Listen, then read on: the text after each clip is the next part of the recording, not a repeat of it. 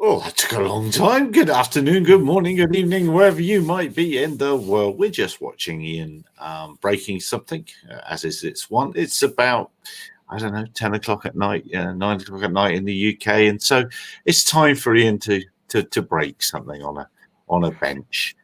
Without lipo fire. Come on. Yeah, let's have a vote. Let's have a vote. Anyway, well, we were just talking, and hello Mac, hello Phil. We can only start with one topic, and it's a topic that's probably annoying a lot of people all around the world. Bruce Simpson is still a free man, and that can't continue for much longer. Let's hope that his machinations with the Presidente, what's your Prime Minister over there, isn't she, is going to sort that out. It's annoyed me, these two youngsters being victimized. What's going on? Where are we at? Where did I last leave the story? I saw your video, I think it was earlier today, telling us to hold back, don't do anything yet.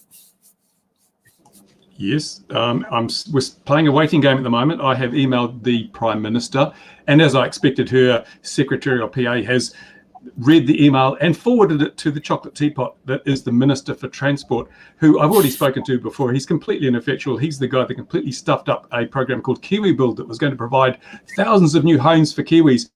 And I think they built like 3 houses or something. He's a very, very ineffective minister. Our Prime Minister is very, very good, but she surrounds herself with incompetence. Many of her ministers have tripped at the first hurdle. Our Minister of Health broke the lockdown regulations by all sorts. Oh, hang on, my phone. This could be the Prime Minister. I better check. Hold on. Talk amongst yourselves. Oh, Jesus saw, didn't he? No, it wasn't her. It was someone else. So I've just hung up on that. I responded back to that saying that I don't need to talk to this minister, because we've seen what this minister does. He does what most ministers do. He refers to the agency that's under question, and they feed him a whole lot of rubbish, and he takes it at face value, and then quiet. That's the end of it. So he simply defers to the bureaucracy, and you're not going to get anything done like that. So I'd anticipated this. So I responded to that reply from the Prime Minister's secretary or whatever, saying, no, this needs to be brought to the Prime Minister's attention, because I would hate to see this go to the media, because it's not going to be good for anybody, and the government doesn't need bad press in the lead up to an election. So I've said, I'll give you a day or so because you're busy and all that sort of stuff. I'll just wait for a response. So I'm waiting. I mean, I don't want to be put in a position where people have said, oh, you're just creating trouble, you're just stirring, you just wanted all this. No, I'm bending over backwards to try and make this happen effectively. My goal is not to embarrass anybody. It's not to create an outrage or anything. My goal is to fix a problem, and the problem is CAA. And I don't care about the mechanisms used. My whole life is based on achieving goals, and you have to be pragmatic. You can't just lay out a path and follow it, unerringly, because sometimes you need to change path to match the changing conditions. So I'm very pragmatic. I'm focused on achieving the goal. And ideally, I'd like to do this in a quiet phone call to the Prime Minister and get some assurances from her. But if that's not going to happen, then we do have to take the contingency plan into effect. And that involves basically, at the time when we've got elections, politicians are all very sensitive to public opinion. We need to get the public involved. We need to get the media involved. We need to get opposition parties involved, who are going to start making a lot of noise to try and drum up support for themselves. The political beast is a vicious one. And if it won't cooperate with you, well, you might as well set it on itself to try and achieve the goal. It's reluctant that anyone would have to do that, but we may have to do that. It's the very last option. What's your shadow education minister like? I don't know. Our shadow parliament, our opposition is very weak at the moment. The problem is Ms Ardern's done an extremely good job in handling COVID and the mosque issue in Christchurch, and that has endeared her to the public and the world's press. Well, she's nominated for the Nobel Peace Prize, so that's why I've gone to her first. I want to give her an opportunity to increase her aura and to shine more brightly and to improve her own image. I don't want to chop her down, but if her staff are not going to pass on the messages, and if she's not even going to be aware of what we're doing here, then you're only as good as the people you choose to support you. And I'm afraid, well, I can't fix that. So we'll have no option but to take the more negative route. But ultimately, the goal here is to make sure that CAA is called to account on this. They've done some things which are just totally unacceptable and speak to the problems that we've got all around the world with regulation aviators who who are just too big for their boots in many cases. I listened to Drone U last night, and they reminded us that, what's his name from DJI was saying, 87 million flights in the USA of drones last year. 87 million drone flights, not one death, not even a significant injury. And if that had been 87 million manned aviation flights, we could have expected 100 people to die. So why are they putting so much effort into policing something that is so safe? Sorry, Louis. those 87 million flights amount to how many hours? 2.3 million hours. Thank you. Yep. That's a lot of time. Yeah, and there's no deaths, no major injuries. So again, we have a response that is totally disproportionate to the scale of the risk, and we cannot accept that, especially when it comes to the fact that, and looking at the documentation, I honestly believe that these kids were targeted because of their association with me, because CAA can't get to me. And looking at the documentation, I've criticized them. This cannot be tolerated. They can't get to me because I'm old and resilient and tough and gnarly, and I don't hold a document they can withdraw. That's their ultimate power as a regulator. And they're used to dealing with pilots. If you don't do what we say, we'll pull your license. They can't do a damn thing to me. So what can they do? They've tried everything. They even tried, let me read from some of the correspondence, that the documentation I got from CAA under the Official Information Act. The CAA went to the airport operator here, the local council, and said, was Mr. Simpson allowed to fly model aircrafts at the airfield? And they said yes. And they sent a copy of their drone policy. So the CAA's response was, one of his recent videos showed him chasing away magpies with his drone at the aerodrome. Is this legal? And is it part of any agreement he has with the district council? They wanted to know if there was a specific agreement allowing me to chase magpies with my drone.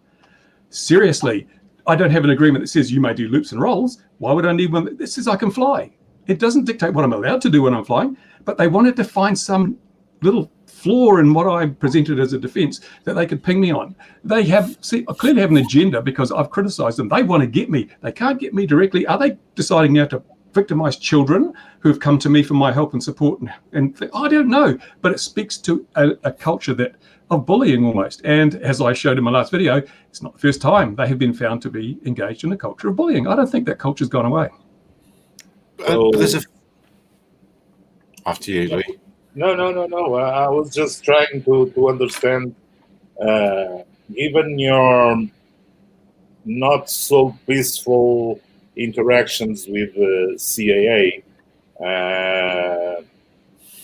apparently your problem is not with the political decision makers of CAA, but with the grey suits. So the public servants that are inside CAA. Do you think that facing them with the facts is going to help the cause of flying the drones in New Zealand? I don't think any kind of facts will have any bearing on the matter, because even when you call them on the facts, even when you say, hey, you don't know the regulations, you've got it wrong, this is the regulation, and then, oh, we didn't know that. Even when you do that kind of thing, it makes no difference, because they have policies and procedures, and that's all that matters in a bureaucracy. Policies, tick boxes, checklists, and procedures. And there is no common sense, there's no pragmatism, there is no interpretation, it's just what the list says. That's what when you're a bureaucrat, you want to stay out of trouble, so that your endless supply of coffee and biscuits continues. So you just do what you're told. And so that's why I went up the scale to the executive in CAA. I figured, you're the guy, the buck stops with you, let's talk to you. And even he is just completely, I would say, a waste of space. I mean, as you saw in my video, I presented the ADSB alarm to him. Around the world, people are going, this is fantastic, this is great. And he goes, oh, don't forget, you'll still have to follow the rules. No, every time, sorry, Bruce, but every time I see your interactions, let's call it like this, politically correct, your interactions with CAA, I will always get reminded of that TV show from a few years back. Yes, Minister. And basically, you have a bunch of Sir Humphreys running around. But, yeah. They're not as good as the two sketches, though. At least there was some reality to Yes Minister, a lot of reality to Yes Minister. Unfortunately, these guys are less than incompetent. They're just dictatorial. I think they think they're in Russia, let alone anywhere else. But what are stumble. Surely 14-year-olds, I mean, I don't know where the law kicks in. Generally, the law kicks in properly here for when you're 16 and super extra properly when you're 18. So surely they wouldn't be handled in this way by the police. So why does the Civil Aviation Authority, I assume in New Zealand, why does the Civil Aviation Authority think they can march in with the same authority as they could with an adult, I wonder? Because they're the Civil Aviation Authority, for goodness sake. They actually have more powers than the police in some respects. They have powers of entry and search that the police don't have. They have a lot of power. Sorry, Bruce, but you'd have to have really compelling reasons to use those powers, surely. Or some kind of agenda, because some old fella's showing you up to be useless and incompetent. Yeah, but you're just compounding it, aren't you, by going down this road? Aren't you just underlining the problems? But what you've got to realize is we're not dealing with the sharpest knives in the drawer here. We're dealing with people that work on checklists, and they don't think for themselves. They follow the bureaucratic checklist and flowcharts and things. They're not hired to think. If they were the kind of people that thought, they wouldn't be there. They'd be doing a real job somewhere where they could apply their intelligence. This is, and I'm sorry for being so critical, but it's as a result of a great deal of interaction with them and reading the notes on my case and so forth, where the thought processes behind all the actions become very apparent. And despite CAA's taking 2 months to redact information, I was able to identify a couple of instances and identify people who have made complaints. And I'll be talking to those people, very friendly, but I'm just acknowledging that, hey, I know who you are. And CAA have got such little respect for the Privacy Act that they didn't really do a very good job of redacting your information. As I say, at every step of the way, CAA has embarrassed themselves. I'm not setting out to make them look bad, but they do that. They don't need my help at all. They have just spent such a level of incompetence. I could not have believed it. And if a government, for a start, if the minister is happy with that, then I'm surprised that the Prime Minister is happy with that minister. But I'm not surprised the minister is happy because, as I say, his track record is appalling as well. So it's more, you've identified it's more. Well, I don't know what you want to say in this particular hangout, but you've identified it's more than one person. There's several complaints, but one person, and this is the problem. I've identified by looking closely at the complaint that it was obviously one person made 3 complaints. Right. But the interesting thing is, and if the complaints are anonymous, no name was given by the complainant. You can make an anonymous complaint to CAA about something, and therefore CAA has no way to identify vexatious complainants because there is no identifier. So they've weaponized the system. It's a perfect way for weaponizing a system. People can come and just fire off anonymous complaints. You don't know that it's not someone different. You can't identify them as being vexatious. You just have to investigate every complaint as if it was valid, which is why their system is so flawed. It is vulnerable to weaponization, and they're overloaded because they don't know if someone is just pulling their leg or if it's a real complaint. So I wonder how many people are doing that against other air taxi operators or something like that. One helicopter operator against another. Interesting. I've had a lot of feedback. I'm surprised. I have so many emails. I'm pretty tired. I've had so many emails from people who have worked in bureaucracies and have said, this is typical. You've nailed it. This is just like every other bureaucracy. I've worked in them. I know. I've had law enforcement officers saying, we're appalled at the way this investigation with the boys was handled. We would never be allowed to go and directly approach 14-year-old boys in this manner. This is atrocious. I've had people who've worked in the aviation industry in a regulatory capacity saying, this is exactly what happens. This is how it works. You've got good reasons to be outraged. I'm not working there anymore. I've had people who are involved in the aviation industry who have been victims of CAA, who have also voiced their outrage, but have said, we couldn't do anything because they've got too much power over us. If we object the way you're objecting, we would have our licenses and our permissions revoked and we would be out of business. We can't afford to say what you're saying. More power to you. Can we help you in any way? So there's a lot of underlying sentiment here. I'm just lucky I'm the guy that they're powerless to do anything about. They haven't encountered anyone like me before. And this is a whole new thing because previously, as I say, they've dealt with pilots who they have leverage over. Now they're trying to deal with 14-year-old boys and old men flying toys in the garden. This is new territory for them. And they're trying to use old tactics, old bully boy strategies, do as we say or else. And it's not working for them. And it's backfiring because I'm prepared to expose all their incompetences, whereas nobody else would because they've got too much to lose. So no rollover and bark for you, right?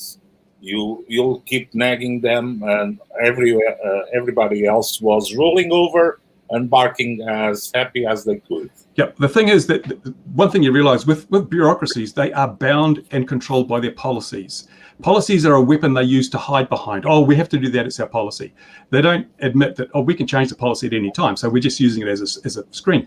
So what you do is you weaponize that policy. Just as the complaint system is being weaponized against me, I can weaponize it against CAA because it's anonymous. So people can, now that people know, they can make any kind of frivolous complaint they like, and there's no comeback. They cannot be traced back. I'm going to invite all my subscribers to complain about every flight I make. And if the policy says all complaints must be investigated, do you think CAA is going to have a spare moment in their day, or are they going to change their policy? I think the policy will be changed. I've asked them to change the policy. They won't. I think they're not going to have an option now because they will not have the time in a day. And when I look at how many people, how many memos, the time involved in the investigations, the 2 investigations that have been completed, I estimate, based on CAA's own billing rate of $320 an hour, there's probably close to $50,000 or $60,000 where the CAA time went into investigating me flying my toy in a park. Now, that's a hell of a lot of money. Now, you magnify that by a factor of 100, and do you think they have enough money in their budget? Because there's just been a news story recently complaining that CAA is running out of money because they're not getting passenger levies from international flights. So they're going to run out of money. I'm going to bankrupt them because they're going to have to process every damn complaint. And tomorrow I'm going over to the park to fly my plane in the park within 4 kilometers of the helipad. And Doug's obviously busy at CAA. Arnie's probably on location somewhere. So my wife will, of course, be observing for me. And I'm going to invite CAA. If you think it's important I have an observer, come to Tokoroa and observe me flying in this way. If you want hardcore evidence that I'm breaking the rules, I'll be flying in the park at this time. Please come and observe. Because if they do come and observe, I'll have an observer. Because they will be the observer. Yeah. Yes. Yeah, but you wouldn't have briefed them or anything like that. They'd just stay there, say they were a bystander. No. The thing is that all it requires is a competent observer. And in the court of law, are they competent to observe? Well, yes, because they work in the aviation industry, right? And so therefore, if they say, but we wouldn't have acted as an observer, then I would say, well, you're telling me that if there was a potential for a person to be injured or for property to be damaged, you wouldn't have come over and told me. You would have watched as someone was injured, killed, or property was damaged. How culpable does that make you in that situation? But tell me something. CAA is part of an international network of other aviation authorities. Yeah. Going up on the ladder and having an international critique from the supervising boards, let's say it like this, wouldn't it be also effective? That is an option, but the problem is that you say they're a member of a committee, but I find it amazing that despite this apparent hierarchy, every country has different regulations in respect to drones. What I've been doing here would be 100% legal in Canada. 100% legal, because Canada updated their rules more recently to reflect changes in technology. Our rules are 5 years old. So the allegations made against me are based on a rule set that's 5 years old. And so is it the fact that what I'm doing is dangerous, or is it simply the fact that the rules are outdated? Canada thinks the rules are outdated. They've said sub 250, you can do whatever the hell you like, just don't endanger people or property. In Australia, I can fly right beside a helipad, so long as I land when a helicopter comes along. Now, that's pretty good thinking. I mean, but in New Zealand, apparently, we're all deaf, dumb, and stupid. We can't be trusted to land if a helicopter comes along. It's like, this is why I want to challenge the rules. And one of the things I said is that Mr. Simpson's constantly challenging the regulations. Well, yeah, there's good reason for that. Very good reason. And what was the issue with your ADSB warning system? It seems to be they're concerned that if people have this device with them, they're not going to bother with other safety measures. It's kind of like saying, you've got seatbelts, so you're not going to stop at stop signs. Yeah, but go on, Louis. Sorry. Go, Gary. No, I just think they don't like reminding, and they won't like reminding all around the world that ADSB, for many, many reasons, it's not the solution for us, and it's not the solution for general aviation either, because there aren't enough codes. If it does or roll out. There are ways of dropping power and doing this and doing that. The databases, the other day in the official database, we had a Lancaster go by. One of the, what was it? I think it was a Robin DR400 was coded up as the Lancaster. There's only 2 aircraft in the world that can have that hexadecimal code that can fly. I think there's one in Canada and one in the UK.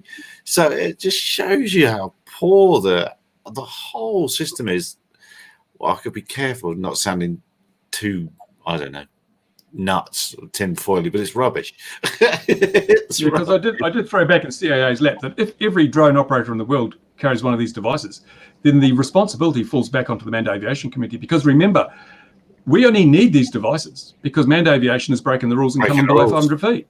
So why are we having to take preventative measures, and we're doing it proactively, to compensate for the non-compliance of manned aviation? This is not acceptable. That's what they won't like. That's what they won't like. Because we can, as a group, we can say, look, we're trying to be safe. We're doing this. We're doing that. And by the way, in the course of our day-to-day operations, because we are now monitoring ADS-B traffic, we seem to be seeing an awful lot of traffic below 400 feet wooning around.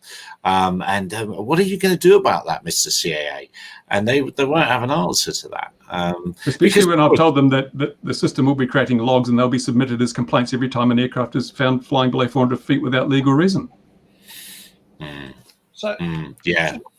Just a quick one then, because here in the UK, it's 500 feet's often bounded about. Don't fly below 500 feet.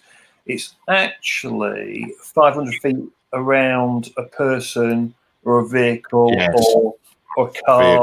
So in the countryside, they can drop below that 500 feet. I mean, there is a lower limit, if you like, but technically, if it's open fields, they could be lower than 500 feet if there's nothing in that field, if that makes sense. You have to be making an approach. Or testing, you're doing an engine, like an engine failure test or whatever, you're practicing a stall engine. There are get outs, and in America, helicopters can fly as low as they like. I did check my Facebook Messenger. Oh my goodness, this is gold. This is total gold. Share it. Someone's got a list of the. I don't know where this came from. I'll have to look a bit closer. But there's a list of complaints about RPAS operations in Taikaroa with a list of names of complainants. So much for the Privacy Act again. I'm going to hammer them through the Privacy Commission. I mean, it's pretty toothless. Could you, Bruce, go to a national newspaper and sell your story? I know selling the story might be considered a bit wrong or whatever, but if you really wanted to, could you go down that road maybe? Or but the thing is, a TV show made on it. The thing is, I don't really want to be all the negative. I'd rather that people just wised up and did the right thing, and that we didn't have to go public and things, because there's a certain amount of benefit to exposing it all. But as I say, I'm goal focused. I just want it fixed. I don't care how it gets fixed.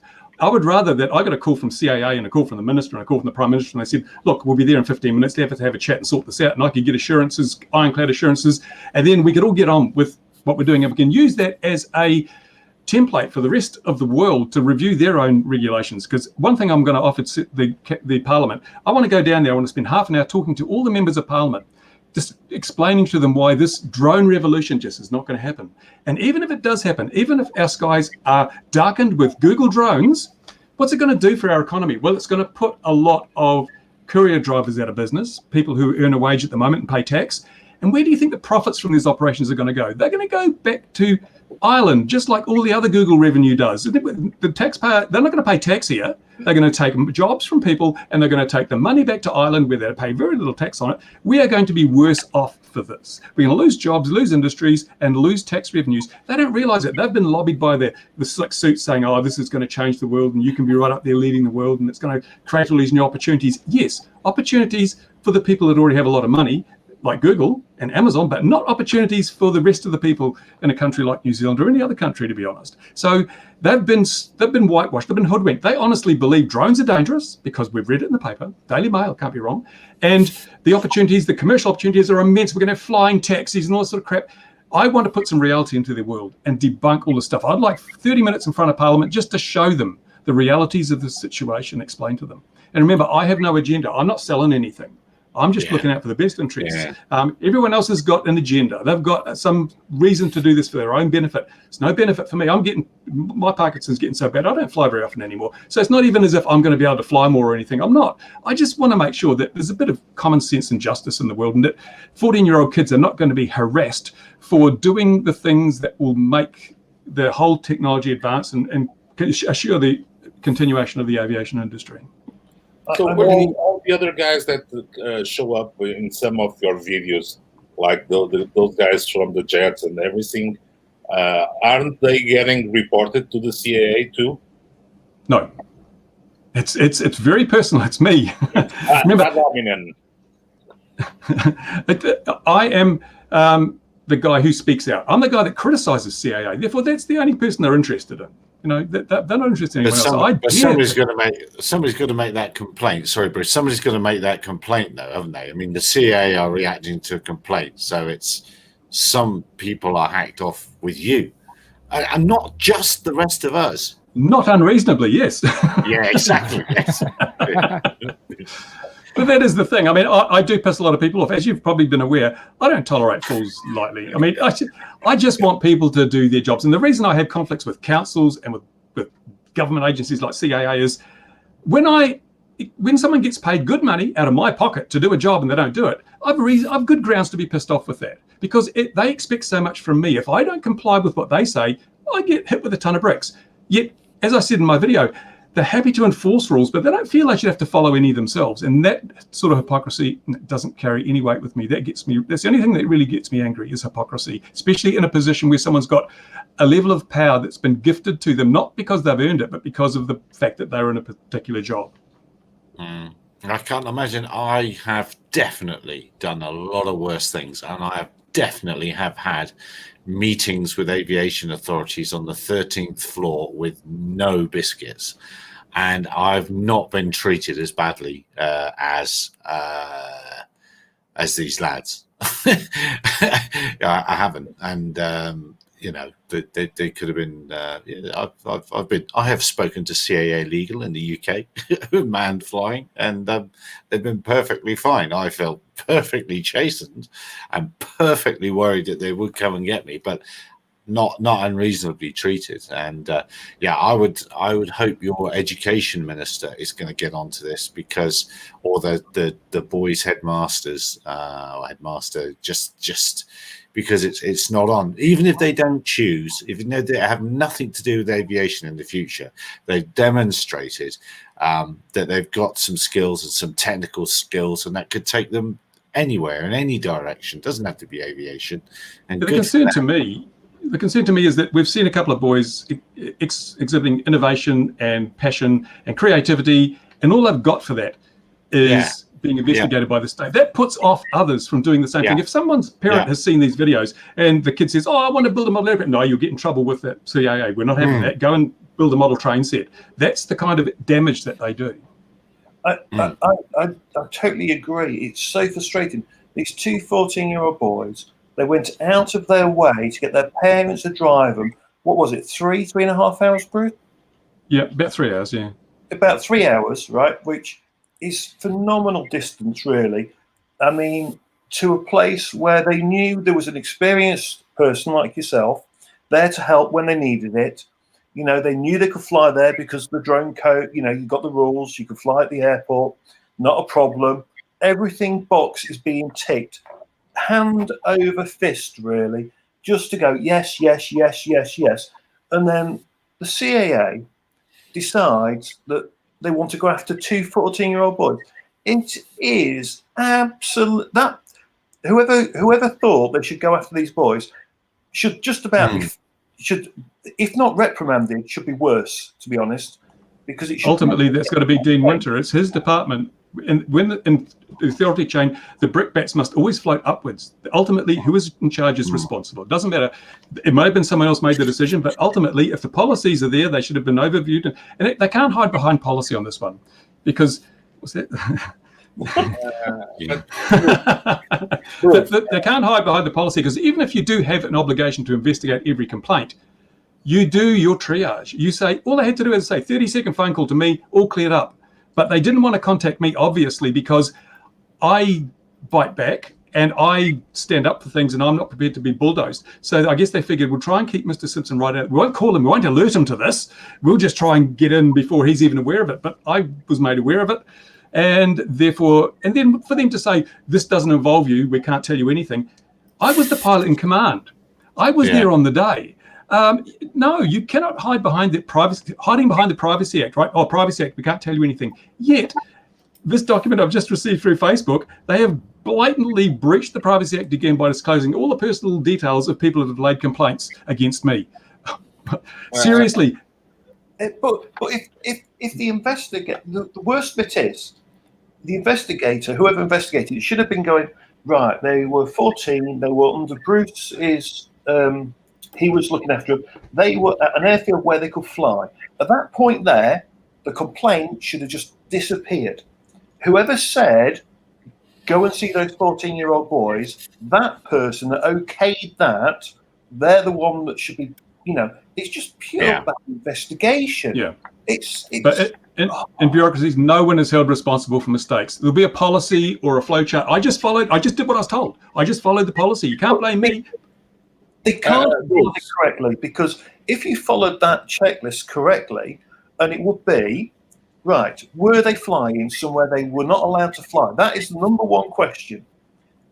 And that question is, the answer is, they can fly there. It is a permitted area. Box ticked. Complaint goes away. That's how it should have worked. It's literally, it's that simple. But it is. You can't read or investigate. That person should never be allowed to investigate anything ever again.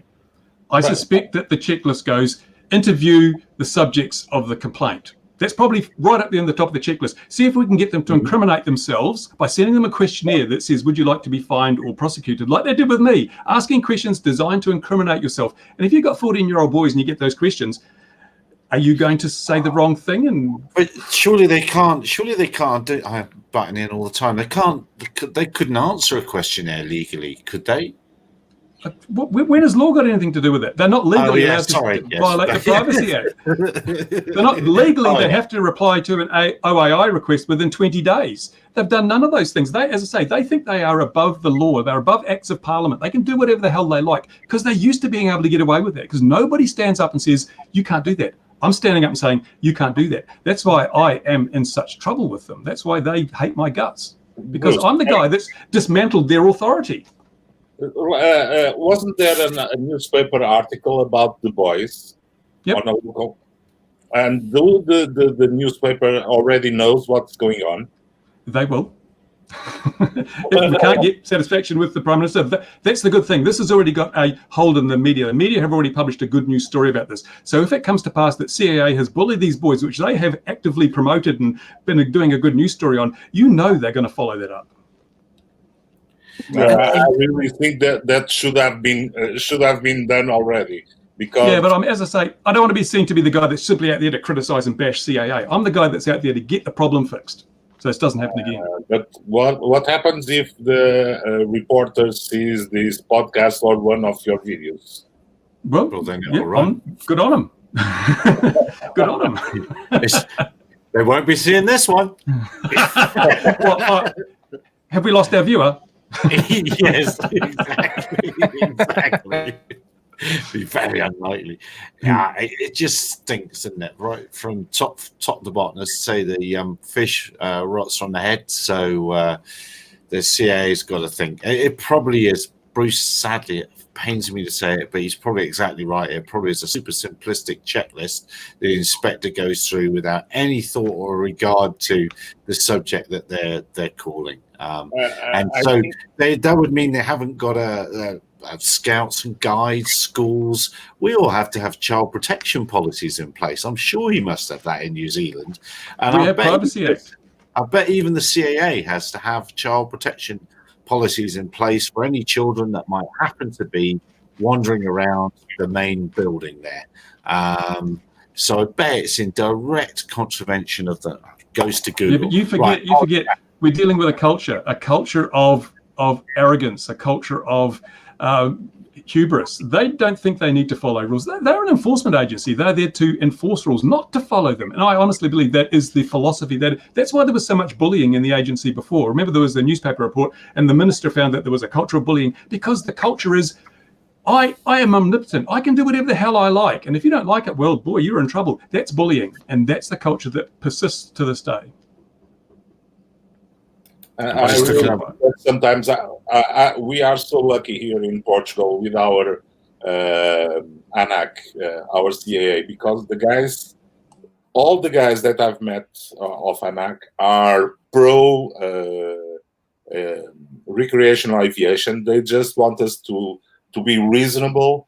Even when they ask us to present a SORA manual, they're on their right to do that. And if you're responsible and you operate carefully, you'll have a manual. It's a royal pain in the backside to write one. But it's so, and they even go to podcasts locally and try to explain on public sessions and podcasts, try to explain in layman's terms how are the rules for drones, and they're so open to the community that it's a stark contrast with that CAA. It's really crazy. I have to say, the UK CAA actually, they're not that bad either, to be honest. No. Our UK CAA, they're not horrendous. They like to try and keep everything nice and level. They don't. They look at everything, and they don't go off, and they don't go crazy at people or anything. They're very level-headed. There was a guy that I heard about who submitted his flight logs from some flying he had been doing, but these flight logs show he was going beyond the 500 meters, which of course is a big no. So they invited him in. They had a chat, and they just look, just reminder, don't do it again, kind of thing. And they were fine. They said, just look, we'll keep an eye on you for 6 months, and that's it. They're not horrible.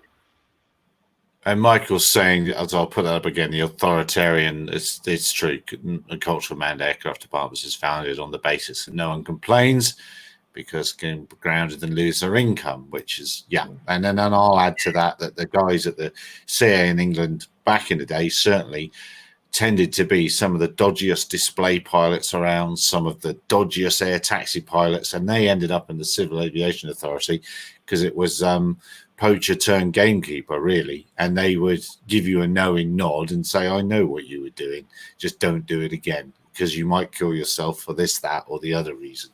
They didn't come down in like a ton of bricks. So I think as we move to more professional, quote unquote, aviation authorities full of people that haven't really done a lot of flying, then some of the policy making is going to get, increasingly dodgy.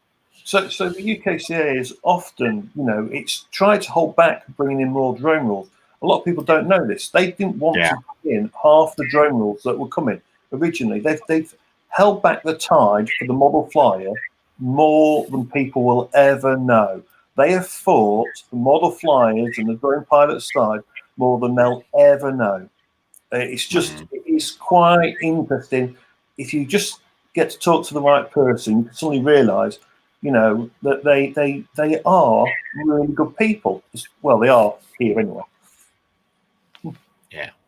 Yeah, I know. Look, we keep Ian, what have you broken? Give us an update on what you're breaking. When Ian's been very quiet.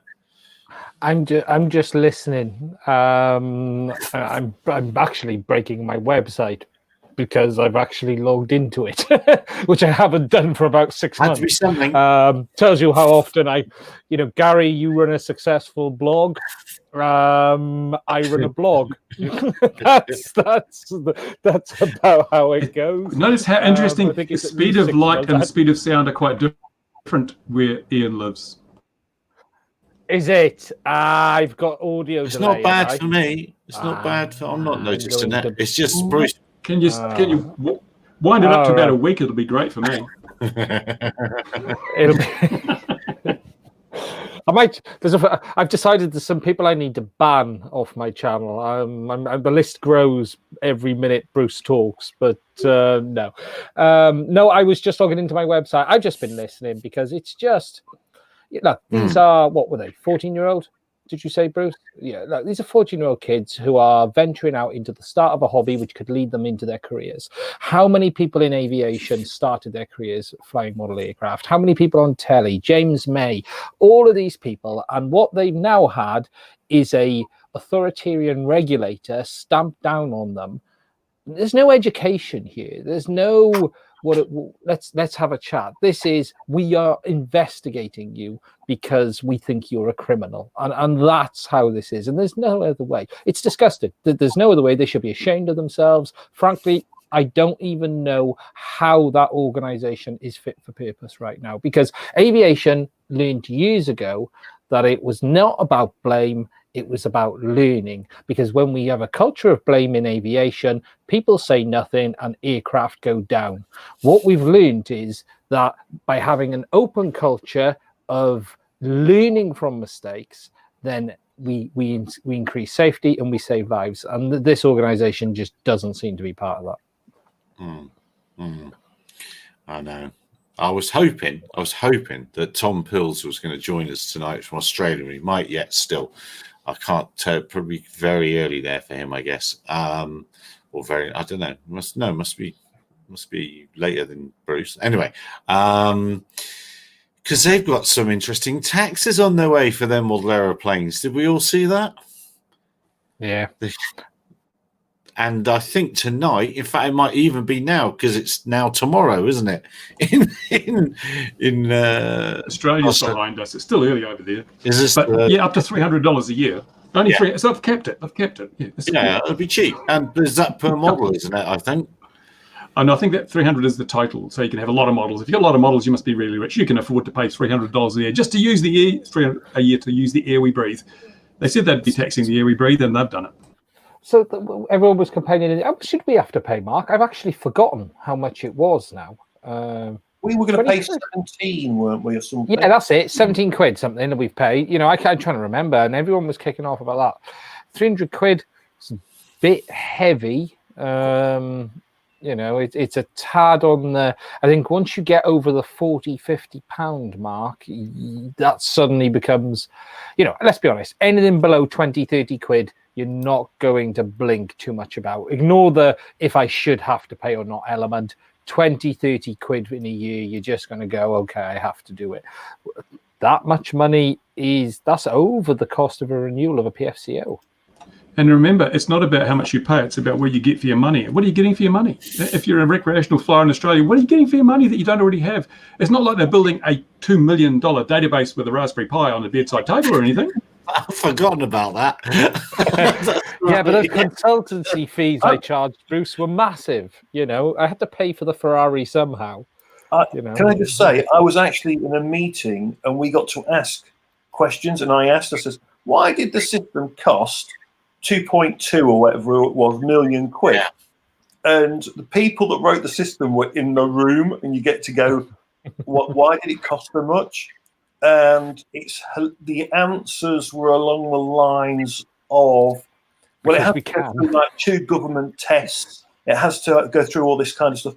Well, hang on a minute. What do you mean it goes through 2 government tests? So it has to go through like 2 things to make sure it's all politically correct. It's got all the I'm not kidding. Right? In the UK. And they had to hire an equal number of black programmers and Filipino programmers and Rastafarian programmers just to have the woke factor high enough. It's not just that, Bruce. If they name someone, right? So let's say there's 3 people, right, that they're talking about. One of them has to be, say, Mark.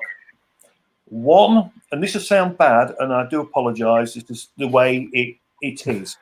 Okay, so they can have me or Bruce. They can have Gary. They can have Ian.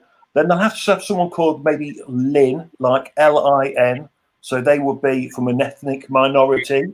And then they have to have another one from another ethnic minority. And that's how it has to be, because that's the world they live in now. it's down south. That's what it's based on. That's the way they see it. That's how they see the world. And if it hasn't got that, we got to change that name.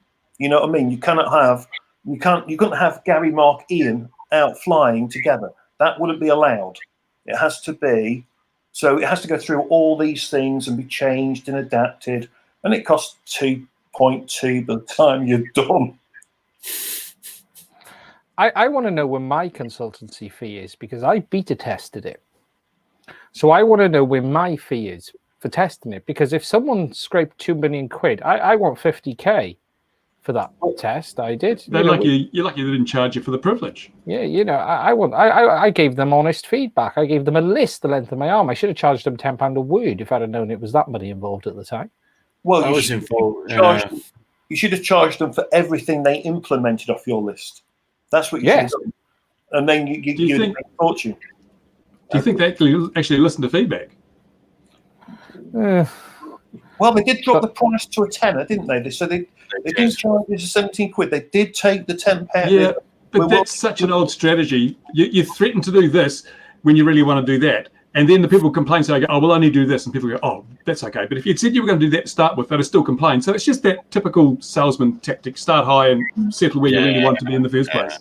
Yeah.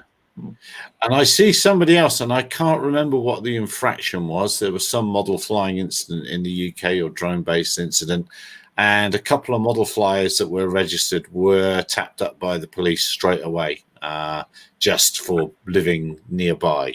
And that's the bottom line of this, isn't it? Because obviously you're going to register and break the law right near your house, because why wouldn't you? Yeah, and that was always the argument, wasn't it? Sorry, Mark, that was always the concern, that what we've done is given them an easy way out. You know, what we've done is given them the let's go and knock on his door. And I tell you what would have been interesting. My incident a few weeks ago, if I hadn't have hung around, if they'd have knocked me anyway. Do you know what I mean? You know, I hung around for the police to turn up, not having done anything wrong, doing the right thing. But it would have been very interesting if I had legged it and seen if they'd have turned up, because that would have been an interesting one. But yeah, we've put what we've done is we've put a target on the back of our head to say, hey, I'm a legitimate drone owner, so come around and interrogate me every time someone does something wrong. So what do you think would have happened if nobody had signed up, if nobody had paid the money? Where would you be right now in the UK if people were just out there, and they'd be, surely at some stage they realised this is not going to work? No, it'd be chaos. It'd be chaotic. I actually think it's not working. And the reason why I think it's not working is if you go onto any of the Facebook groups and you look, people have no idea that they have to register themselves as an operator. So there's lots of people that buy a drone, they have no idea at all. And then the questions become, they've done, let's say they've registered, so they've got their operator ID and they've got their flyer ID. You wouldn't believe how many people ask, do I have to register my new drone? Oh, I've sold my drone. Do I have to deregister it? It goes to show that people fill something in online and they have read absolutely nothing on that page. Okay. Wasn't there supposed to be an educative process? Wasn't the whole thing that you'd have to get them online, you'd educate them, they'd do a little exam, they'd now be super safe. But the thing is, remember, you can't get an operator ID if you're a child. And if your parents won't sign up for you, you're banned from the hobby. Yeah. It's crazy, but it's just astounding to me that today, you know, I know it's it's now a year old, isn't it? It's now about a year old. Nearly. Yeah, we're going to be at the time where, was it 2 years at the first? I can't remember how long it lasts for. It's so they're going to be it's 1 year, so they're going to be hoping for a lot of people to pay their cash again now. Yeah. Well, I don't pay mine till November. Mine's November. And were they going to put the price up after the first year? Wasn't it going back up to £17 for the first? It was only the first year was down to 10 or something, wasn't it? I don't think they dare put it up at the minute. Well, it'd be interesting to see how many people just say, "Unmute your mic, Ian." Yeah, I'd argue it'd be interesting to know how many people are even flying drones right now. You know, look, we're in lockdown for the most part of the UK. You know, I'm tempted to write to them and say I want a refund for 6 months because I haven't been able to fly. You know, it was brought in on the pretense of the world being this place where everyone's doing all this bad stuff and we need to watch people and do everything. People aren't allowed out. People aren't flying. People aren't, you've got your dedicated hardcore guys who are going out, your model aviation guys, your BMFA. Everyone else, you can't go to beauty spots. They close most of them. So, yeah, it's completely pointless right now. It is kind of bonkers at the minute, I must admit. But I mean, the problem is, of course, if you took that tenner and you broke it down into a monthly thing, they should almost come out with a monthly thing where you pay like £1 a month or something, the way it's going at the minute. Or, well, it's less than that, isn't it?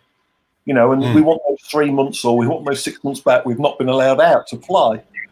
But it's not about the money. It's not about the money. If you look at it, it's because now you are a document holder and they have leverage over you. Yeah. The details retained for 7 years. That's interesting. Yeah, that is interesting. I didn't know that. And that's quite scary, really. So if you don't renew, if I didn't renew, this year, something happened, come knocking on my door. Oh, you've got a model plane back there. It's not registered. Or you're not registered as an operator. Click, click. They'll hand it over to the BBC who collect the license fees as well, won't they? We'll see how much longer the BBC lasts. Drone service. Yes, that was the benefit, wasn't it? Oh, yes. Oh, I'm sure that's been a roaring success. So your drone flew beyond visual line of sight. Well, yes, here's your drone and here's your infringement fine. Well, that's my other CA legal story, and it wasn't me, where a friend of mine went through the confidential human incident reporting scheme because he had a little incident. Nobody was hurt, and they came after him and they took him to court. And that was it. And he'd reported it via the confidential human incident reporting scheme. And you're not supposed, they're not supposed to come after you for that. They're supposed to make you not fair game because you fessed up, and you're not supposed to be helping the next man by fessing up. Or a woman, could have been a woman. So, yeah. I mean, I just don't think it's working for them because they don't advertise it either. No. I don't even think 100,000 of I don't know. We need to get a freedom of information, don't we? Really, and ask them. We do. Registered. We do.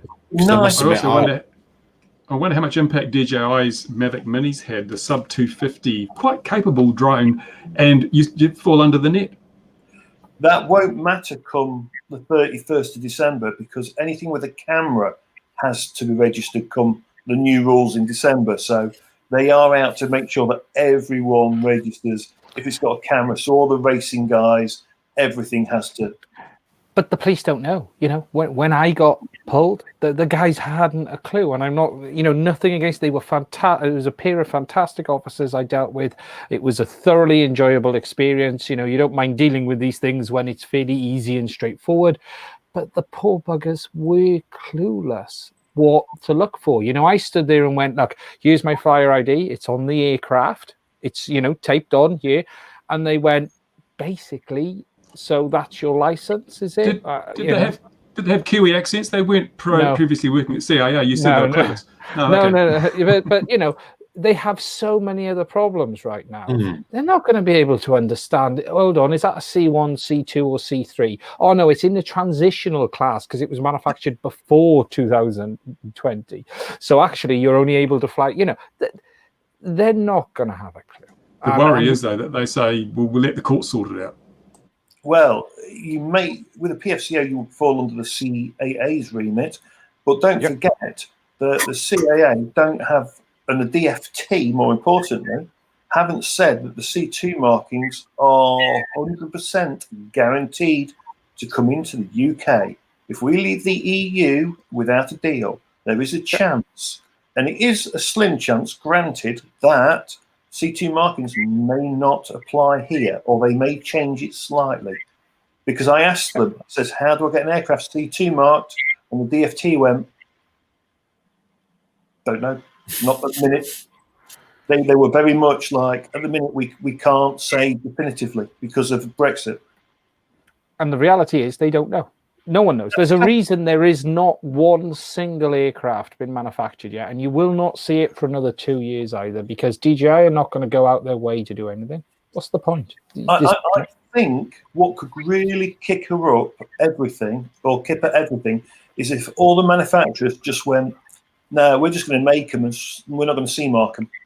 I think that would do more than anything else. If DJI didn't bring anything out for 3 years or something, it wasn't CMarked, I think that is not necessarily a bad thing. They won't do it. They won't rush. What they'll do is they will wait till the day the legislation comes in, and the day it has to come in, and then what you will see is probably new product within 3 months of that deadline. So of either side of that deadline, you'll start to see product come either side of it. But they're going to be in no rush. You know, they're not making product now.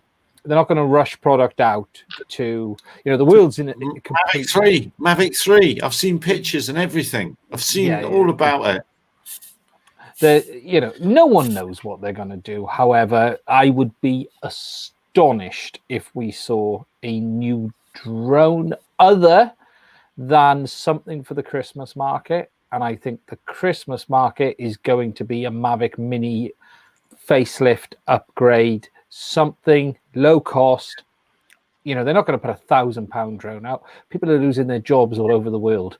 They're not that dull to retool up an entire product line. Could it be a crossbreed between the Mini and the Tello then? Could, yeah. You could see something that is in a budget that will sell very well. But I'd love to see drone sale figures right now. They've got to be on the floor, not just for DJI, for everyone. Do you know what I mean? I would think retail must be completely on the ground right now. There's quite a lot of Inspire 2s on eBay actually at the minute in the UK market. There's quite a few Inspire 2s out there. So yeah, I think it's starting to slow down massively. That's more representative of the commercial market than the domestic market, the consumer market, isn't it? Yeah, the Inspire 2 is, granted. Yeah, but you're seeing a lot more PFCOs not renew. You're seeing a lot more people who had all of the ideas. You know, the pot of gold at the end of the rainbow. Well, the rainbow at the moment is about 6 foot under. That's the reality. And, you know, there's people are looking for ways to get out of the front end. You know, we spoke about it so many times, Gary. The money is not in the flying of the drone. Every business you're seeing today being launched is about taking money either from an operator or taking money from a company to deal with the data.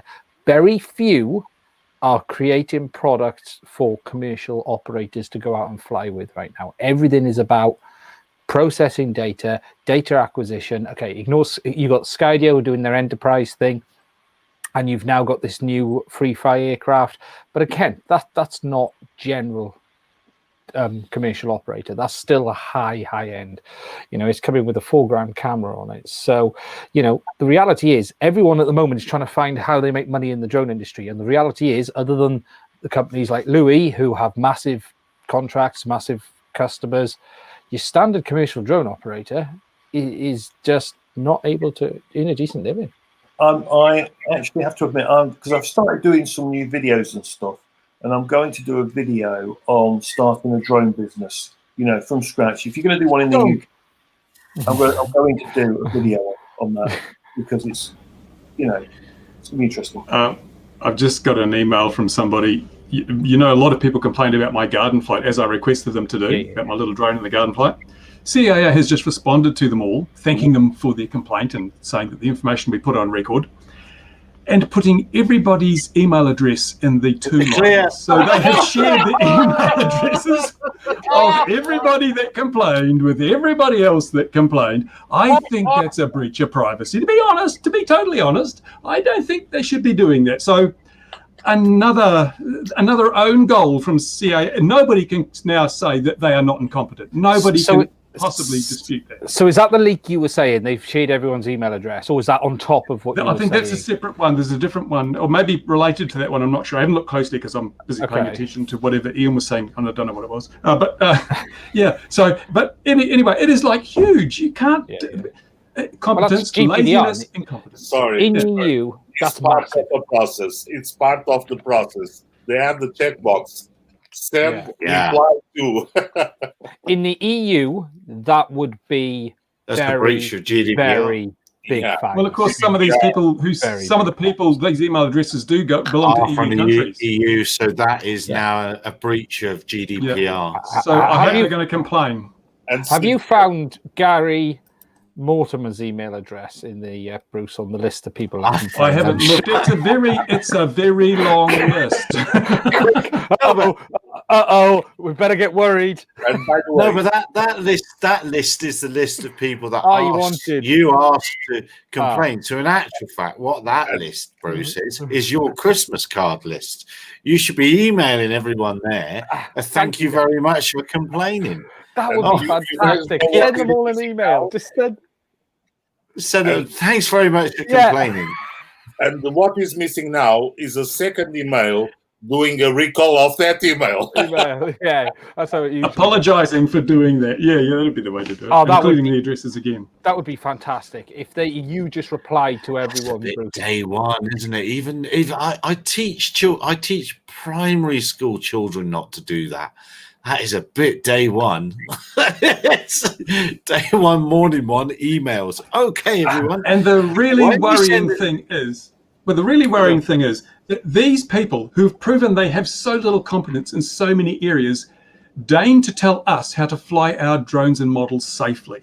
Really seriously, they can't even use email. How the hell are they going to tell us? Many of us have had many hundreds or thousands of hours experience without a single incident. They're telling us what's right and what's wrong. You can't do that. It's the blind leading the sighted. It's not. I'm not having it.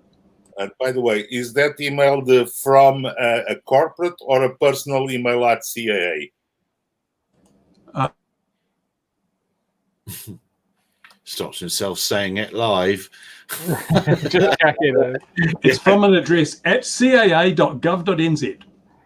Yeah, but is it the name of a person or it's the name of a person? Yeah, one of the people that was leading the investigation team. Yeah.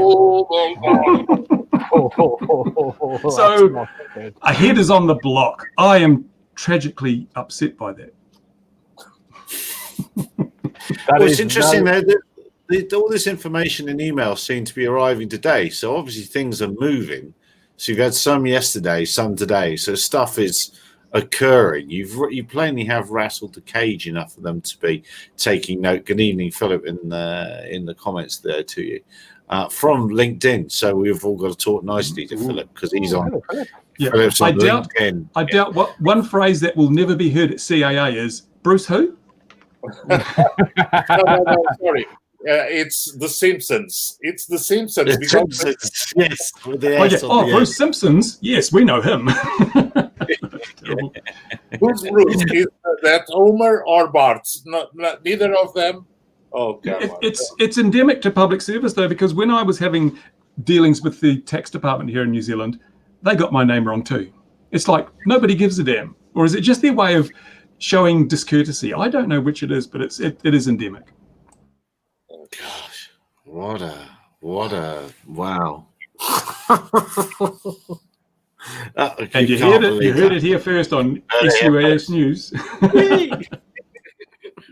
Well, and now you've got to make a lovely thank you card now to all the people that complained. That's fantastic. So, is it a very, very big list? That do you think it's one batch? Have you got all the A's or all the B's or all the? I'm not sure. I'll go back to the people that sent me and ask if they can. Some will be watching, but I'll do a separate video. If you've received that response from CAA, please forward it to me with the headers intact so I can build up a database and present it to the New Zealand Privacy Commissioner as evidence of yet another case of CAA saying, we only enforce rules, we don't follow them. So Europe has the GDPR, which is actually great. I like GDPR. No, GDPR sometimes gets a bit too far, but yeah. It's a difficult one, isn't it? Because I sort of hear you, but at the same time, it is a hammer that you can hit people with very, very quickly. Oh my God. So good for scammers. You just wave them GDPR. Have you ever heard of GDPR? And your email immediately disappears from a bunch of mailing lists. Yeah. Yeah, that's why I've elected. I was asked by Google if I wanted to keep SUS News. SUS News was considered to be a European outfit. Entity, and then I was asked whether I wanted to continue as a European entity, and I said yes, please. So, for publishing purposes, for those very, very reasons, and we've always been GDPR compliant. But anyway, sorry, Bruce, I was stopping you. Yeah, no. The thing is that I don't mind them using. I mean, the thing is they can't be so hypocritical as to claim Privacy Act can't involve you in this case, Privacy Act, and then to violate it with freedom and repeated actions. You can't take both sides. You either say we don't believe in the Privacy Act, or we do. Yeah, you've got to be solidly doing all the right things, haven't you? And I say that's day one. That's just any if you work for another company, supermarket or so, anything there, and you did that with your customer list, your boss would not be very, very happy with you. No. It doesn't matter what it is. In my world, it would be very much company fine, probably up to 2 million quid, I think it is, off the top of my head. But it's based on how large your company is. GPDR is actually based on your company's turnover, and it's not profit; it's turnover. It's 5% of turnover, isn't it? Yeah. So it could be scary, by the way. Actually, I think what I'll do is I'll encourage everyone who received that email to make their own complaints to the Privacy Office. That should get the message across. Let me just check my email.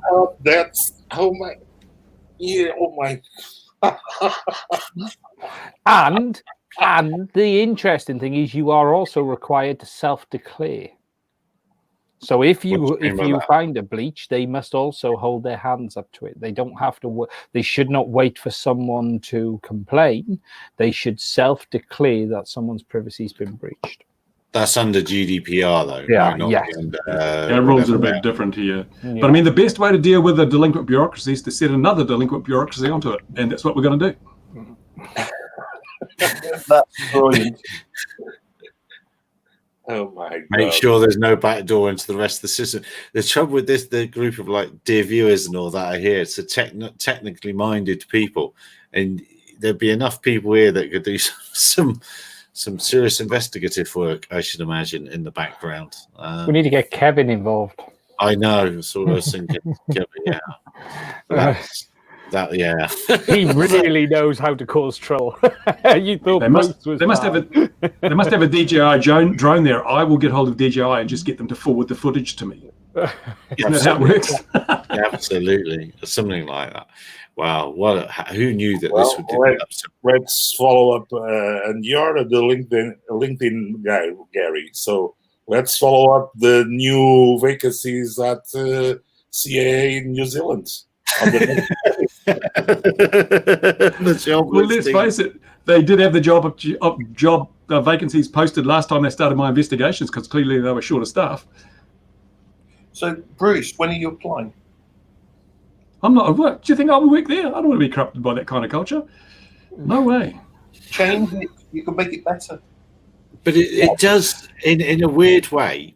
You know, let's just say, these are the model aircraft dudes, the model aircraft people. We should, they're not really going to care. It just shows if they're being this foolish at the lower end. I don't mean to denigrate us all, but at the lower end of things, what are their operations like at the upper end of things? So it's airliners full of hundreds of people and all that sort of thing. If this level of competency follows all the way through. The feedback I've got back says it's just as bad at the top. People that have spoken from within the industry, they are dealing with this kind of incompetence, laziness, and arrogance on a daily basis, but they don't have the power to fight back. Well, Boeing is a prime example for the FAA. So, if Jacinta Ardern reads your email and asks you, I agree with you, Mr. Simpson, I'm going to nominate a new department inside the CAA, and you'll be leading it. Thanks, Louis. Will there be free scones and biscuits? No expense. I would be happy to advise from the outside. I don't want to be part of the inside. I've provided advice. In fact, what someone recommended and suggested was that the hobby sets up a consultative committee that CAA must refer to on matters that involve the hobby before they take any action. I think that would be an excellent way to do it. Have a consultative committee, because you're dealing with a totally new group of people and you don't know how to deal with those people. You can't bully 14-year-old boys. So let's have a committee with representatives from the hobbies involved and make CAA responsible to them and make them involved in all the decision-making process. That would provide some checks and balances. I'd be happy with that. So instead of just complaining, that is you, have a concrete plan of reforms that would be helpful to implement over there in New Zealand. So exactly, you have a plan. So that would be a good thing, I believe, if you would expose that plan on one of your ranting videos. I shall. No. I think because it's not always throwing stones at the monster. Is to show the monster how things should be done, and I really think that would be most helpful on your part, Bruce. Yeah, as I say, it is about solving a problem. It's not about throwing stones, and that's a very good point, Louis. I will do that. Well, at the end of the day, each of those subsets of groups would actually only have one goal in their existence, which is to increase safety, never decrease safety, and that's the message they'd have, and they'd find the best ways of doing it. It's not only safety; it's to promote an activity that has proven good results on the STEM field, and we can see. Today I was looking on YouTube for a few things about those old Cox 049 motors, and most of the guys that had videos with the Cox motors are 80-year-olds that I started with this motor, oh my god, I still have one. People have a real passion for those. Most of the guys said that they started with the Cox 049 control line planes. They've smashed the planes. They made the fuel. They got their fingers cut by the propellers when the motors would start the other way. And they went to aviation. Jobs, most of them. And now they're retired and they're picking up the hobby with the things that they know that they can go out and buy from Banggood or Hobby King, foamy that flies out of the box, but they're putting up together the 049s. I even found a site that is still selling spare parts for the 049s. I'm so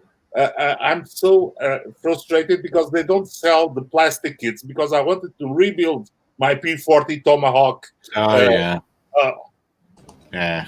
3D printer, Louis. 3D printer. I have to come up with the plans for a P40 for a Cox. I had the 1cc diesel engines, but yesterday, guilty little secret, I bought some balsa wood, and my word, what an enjoyable experience! You must be very rich. Suits you. You must have been very rich. Oh yeah, but it's not cheap. It's cheap, but even just that, it's somehow better.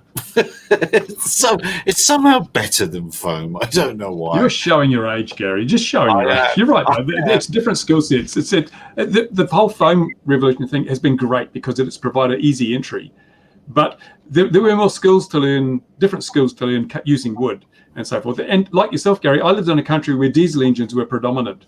Glow plugs weren't that popular in the UK and Australia and New Zealand in the early days. We had diesels, and they were damn horrible things because they weren't nowhere near as easy to start as a glow motor. They were heavier and they didn't produce as much power, and the ether was terrible and the fuel would go off quickly. But I had my first engine was a Taipan 1.5, an Australian-made diesel engine, and that flew in so many aircraft, and they were so robust. I didn't get a Cox motor until probably at least 5 years after I started the hobby. I've got my first one about 5 years ago. just to have as just like, wow, I've got one at last. I always lusted after an 010, TD010, the smallest internal combustion engine, and I bought one off eBay, and I bought it for about $60, and now they're worth like $250 because they're a collector's item. It's they don't know they're born. They don't know they're born. If I wasn't, well, I will. I'll pull that out of my ear. The camera will move now. I have a see, I told you the camera will move. There's the ceiling. I've got a bit of a passion project in mind. Not that sort of passion project, but I think a lot of things. I had this book when I was like 10. It's how to design and build flying models. Is it Simon? What's his name? The guy Simon or Simon? Keith Lemire. Keith Lemire. Oh, a different one. Yeah.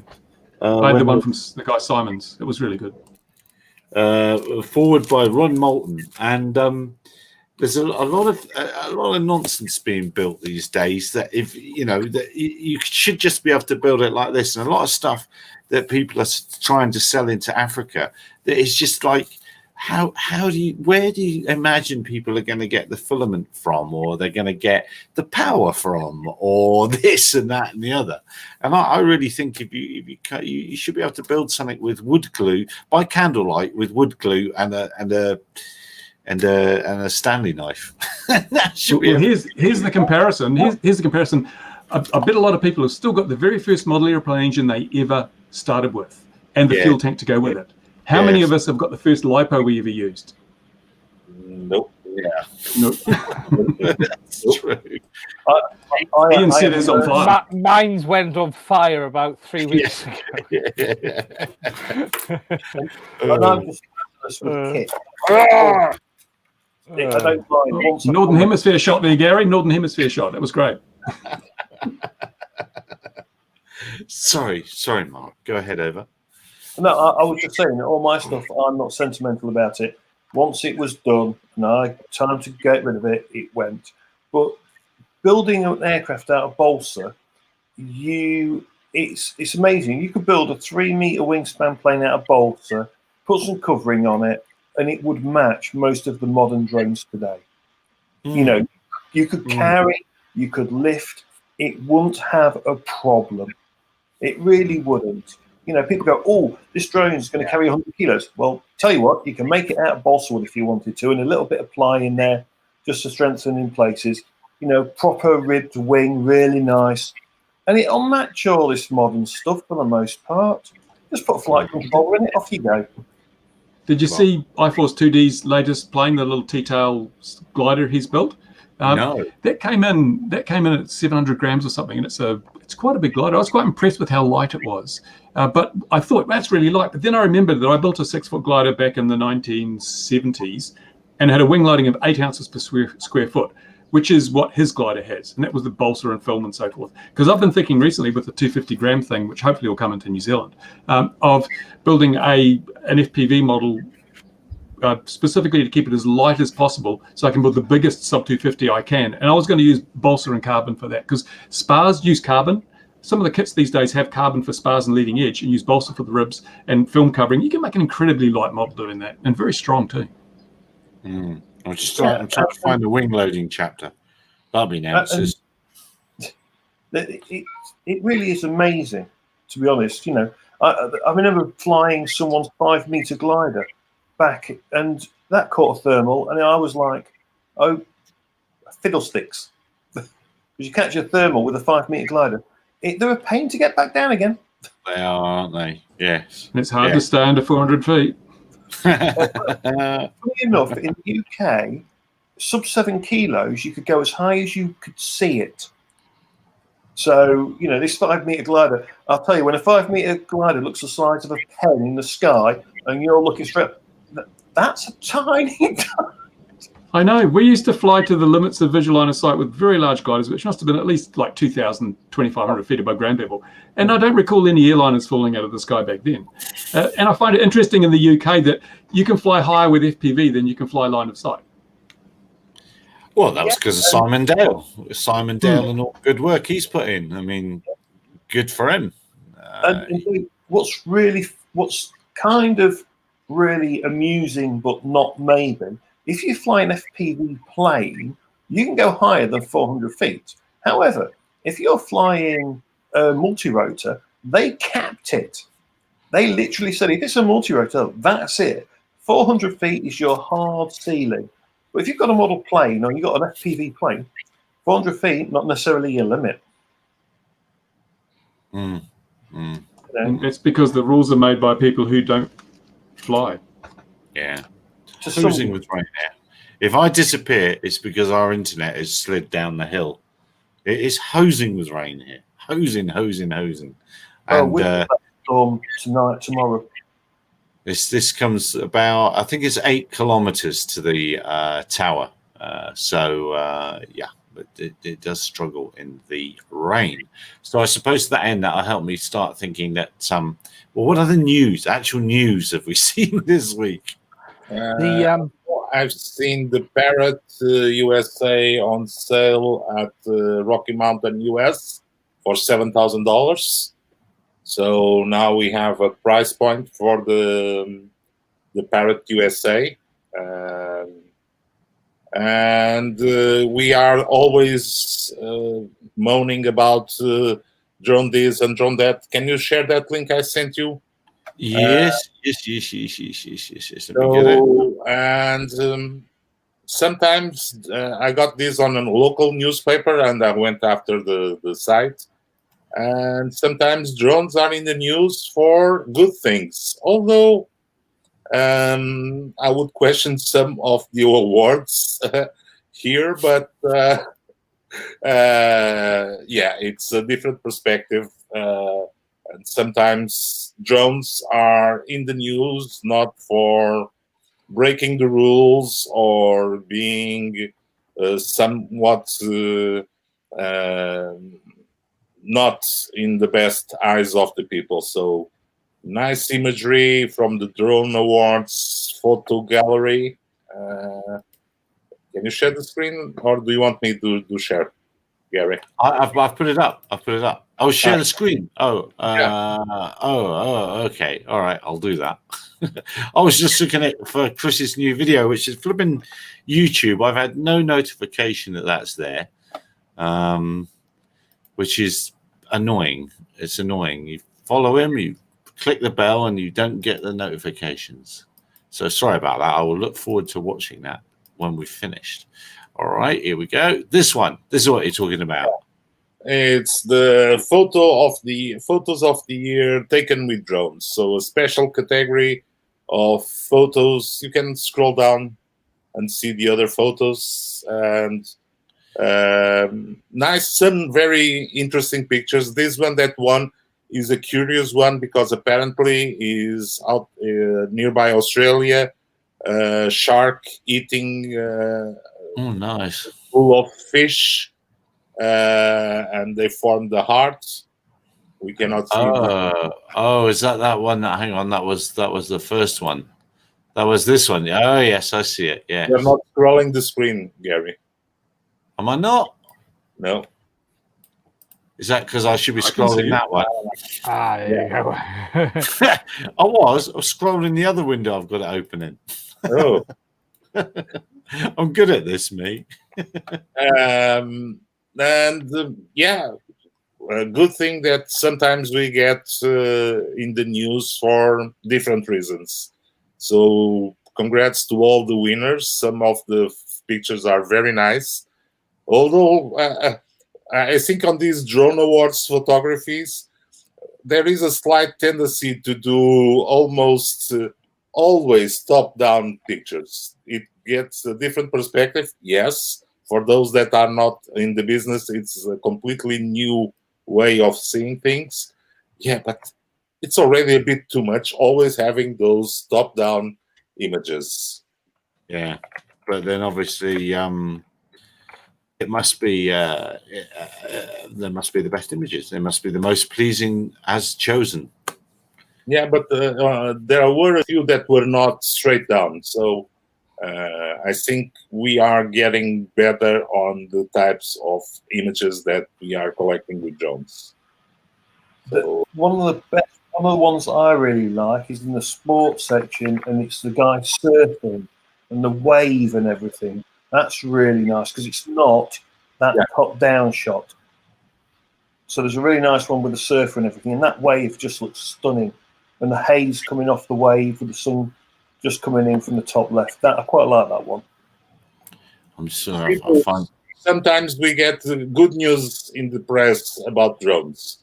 Yeah, Yeah, I want to put a link up because I'd love Chris to do I followed his excellent videos for VSP Aero, I think it is, the NASA software.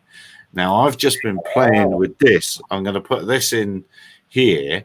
That I'd love his opinion on this one, which is another aircraft design software free out there with a very good course from USU.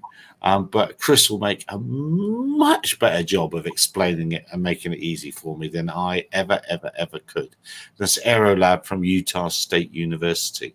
There are some great video series to follow.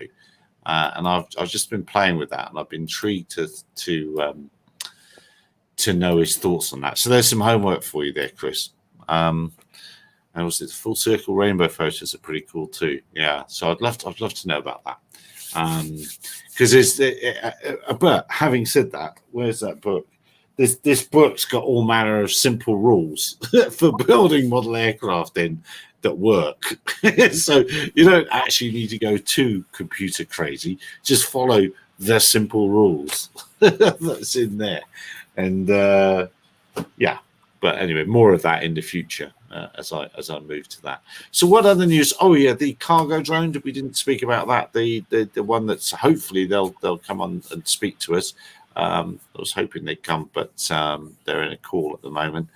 A contract for 1 kilo, 15 miles, disposable cargo delivery drone, and for the US Navy, and they hope it's going to cost less than $200 in the end. So that's a whole interesting matter. Just that price point is astounding. Well, if it's not a multi-rotor, it's only got to be a wing, a motor, a cheap flight controller, and a battery. And then what else? And a bit of balsa wood. Hey, what else does it need? Yeah, it doesn't have to be a huge amount, does it? Let's be honest. There's enough cheap hardware out there now to be able to do this at a fairly low level.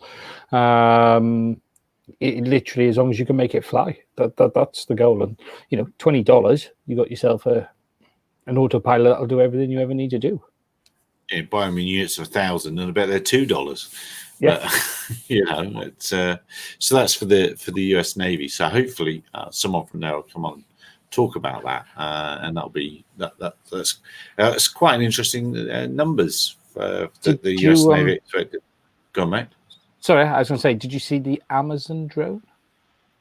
Which one? The security one, which flies around your house. The thing that set the world on fire. Oh, I don't seem to have managed to Only see if the that. LiPo goes up. Or put that into SES News either. I seem to have not managed to do that. No, you skipped past that. Yes, I did jaunt past that. Yes, it's just nothing new, though, is it? It's just it's like the world's going, oh my god, it's a flying drone in a house. On the plus side, did you see how the fear of drones drove off that burglar? He was horrified and ran away. If it had been a security camera on the wall, he wouldn't have run away like that.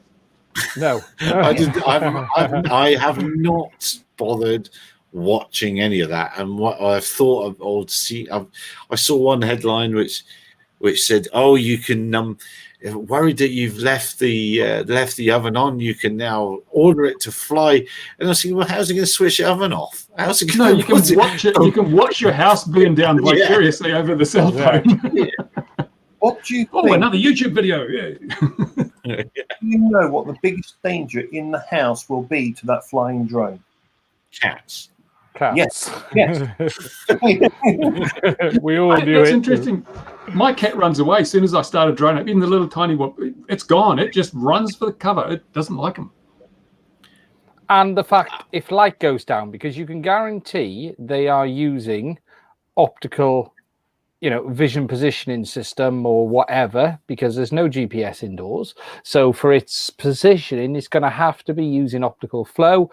So the second the light goes down or you forget to open the curtains, it's just going to crash. So would it be more efficient mapping of your house in 3D than the Roombas are managing to do? Yeah. Do we honestly think it's doing any real processing like Skydio? let's be honest here. Do we honestly think that there are 360 cameras all around this for 200 what were they saying, 200 and something dollars or whatever? How much, Louis? It's 200. Yeah, $200. It's going to have a basic optical flow on the bottom, and it's going to have some form of capability of understanding where it's been. So, it'll follow itself out and follow it back via optical flow, but that's about it. And it's just something else to steal while you're in the house. Yes. Can you buy them now? Are they actually available now? No, it's snake oil. Oh, it's snake oil. Because I was going to say, all right, so whatever date the first one comes out, what sweepstake are we going to have on the first It Flew Away video on YouTube, outdoors somewhere in some wind? How long will it take? We've got to have a bet on the number of minutes till the first video is published.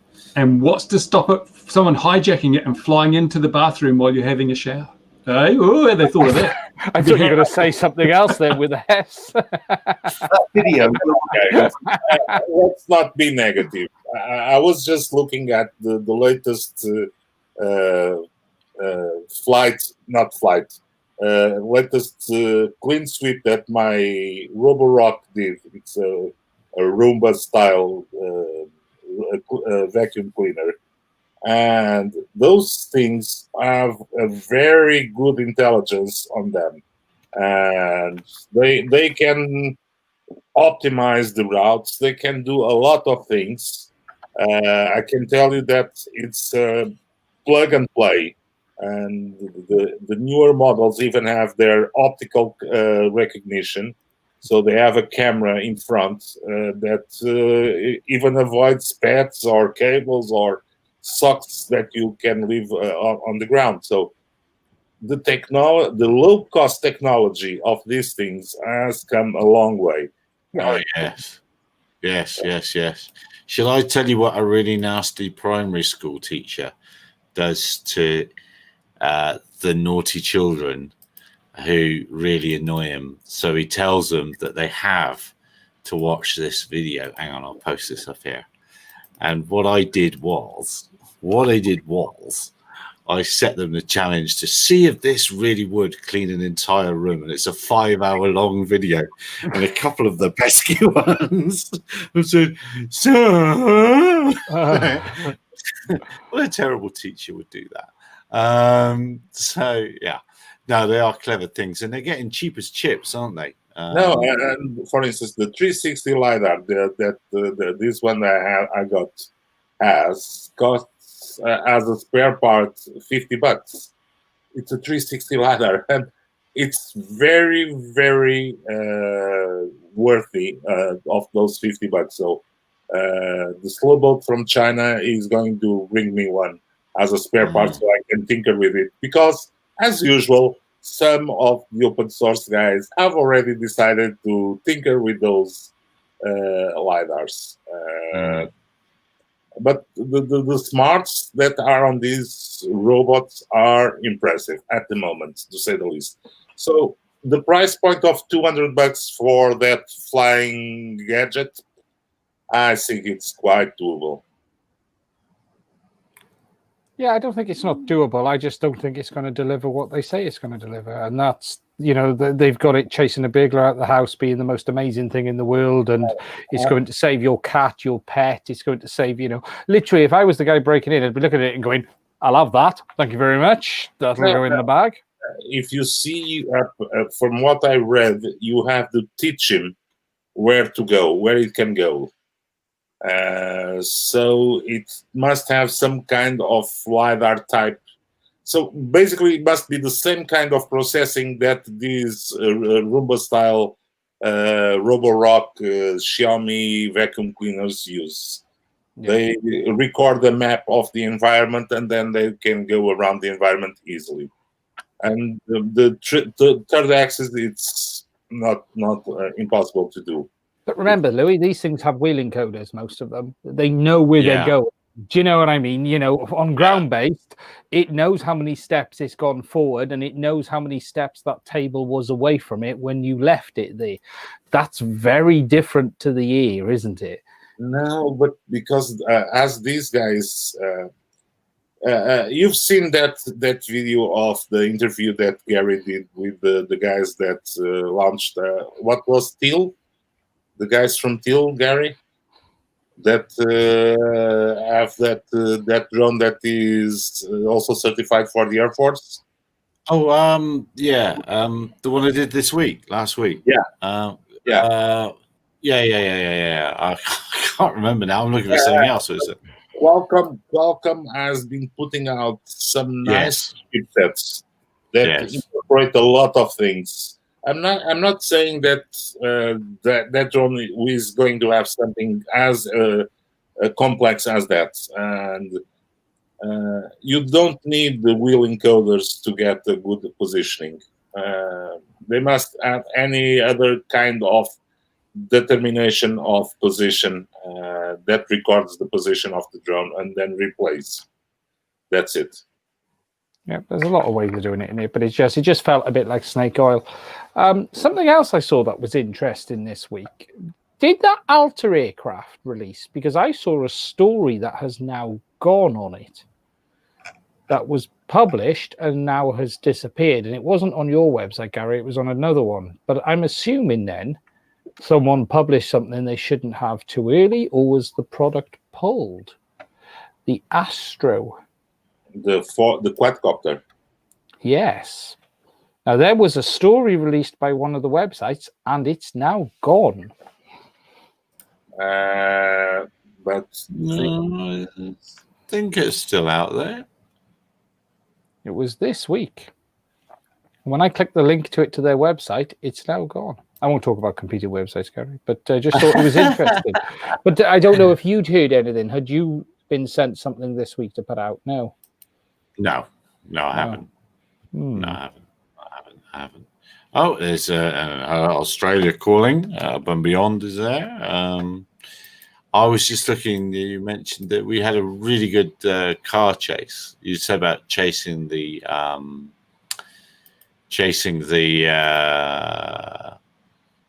criminal. We had a really good one here where the copper on the motorbike, because I've got a little, do you know a Nissan 1400, a little bucky, it's a little tiny thing, and it managed to outrun all manner of police cars.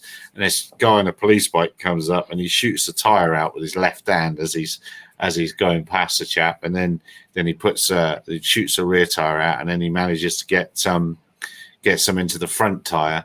Before then, the guy they don't shoot the guy driving it. But that was anyway. By the way, I was looking for the video and I can't find it, and that story is meaningless without that story. I will find that video for next week. We're going off topic. So was that the Prime Minister on the phone there?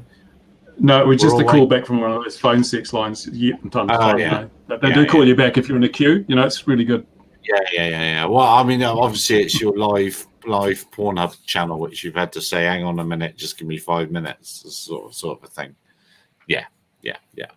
So right, what else have we seen? Going once, going twice. There was something else I saw as well. I'm just trying to find it. That the video of the M210, M200, and M300 hovering, and the M300 flying all over. No, I haven't seen that. I did see an M210 that crashed in the rain, though. Was it an M210? Yeah, that's old, isn't it? Yeah, they do that anyway. Yeah. In the UK, we've had an interesting one today. I've put the link in the chat. Okay. Basically, it looks like in our Yorkshire moors, they want to use jetpacks. Oh God! Yes. Did you see the comment? As long as people, let's hope people injure themselves on fine, calm days. Yeah. He's doing well, isn't he? That chap managing to get his jetpack out there, and it's a very cool thing. Richards, can't remember his surname. It's 5 turbines, isn't it? They're only RC turbines. That's all they are. I think they're around the 200s or 300s. I forget which model they are. But yeah, I've been near those things, and I wouldn't strap one of them to me, let alone 5. And there's no flight controller. It's completely mandrolic, isn't it? It's completely man done. It's a fuel system that's clever, isn't it? Well, no, not really. It's because it'll have to have a header tank somewhere. It'll have to. There's got to be a header tank somewhere to get the fuel to the turbines. So to make sure no air's coming through, as you know. But otherwise, it'll just be pumped, won't it? It'll just be the pumps pumping it through, header tanks to catch all the air coming through. But yeah, so as it flies, as you spread your arms apart, you start to descend. If you want to go up higher, you pull your arms together, pointing them down, you go higher, then move them apart to go lower, and then you steer like that as well. So you keep one down and you bring one out. But instead of what could go wrong? So How could a Parkinson's person fly this? So here's the question. Why would you have something that's going to potentially, you've got a paramedic who's going to fly. Why are they not using a drone that could be in that ambulance? Because they are flying from the ambulance up the hill, and they're on about getting that defib up that hill quickly to that person. Why are they not flying that defib on a drone, sending the drone up, dropping the defib? Because a defib today, when you get one, any other person can use them because they literally tell you what to do. It'll say, right, take the pads. It'll say, make sure that clothing, nothing can be touched, stand clear. It will work out when to shock someone. It does it all automatically. Wouldn't it be simpler just to get a taser with telescopic sights and stand at the bottom of the hill? Well, the thing is in the Yorkshire Dales, and people don't appreciate it until you go walking in those hills. Like they say, they could only be 100 meters away, but because of the sheer hillside, it could take you half an hour to get up the hill. Or you could do, I'm just going to put it in the comments, or you could just use the Everdrone system from Denmark, which is exactly defibs being delivered by drone. You could just use that. Wasn't there also a video from Delft? TU Delft? Yeah, there's one from, there's been one airdropped that they did in Lambetter. They did the trials of that from one of those big fixed wing aircraft, one of those big boom-tailed fixed wings. So, yeah. I've seen but then everyone's going to have to wear high-vis jackets, and there'll be a 30-meter spacing to the landing point from the drone, and there'll have to be a man with a red flag and things. Drone, too many regulations. Just use a jetpack. There's no regulations on those. Well, that's the bottom line, isn't it? Zero regulations. And I believe that the New Zealand CA people will be glad to test those. They don't need a jetpack, Louis. There's enough hot air down there as it is. Absolutely. Absolutely. You can do 80 miles an hour, those things, and you can fly that one for like 4 minutes. So you can travel some distance as well. I mean, it's bonkers. And you're right, defibs alone don't save lives from pre-existing conditions. Yeah. It is always held up as a magic bullet, isn't it, really? But well, they could deliver a body bag. Hang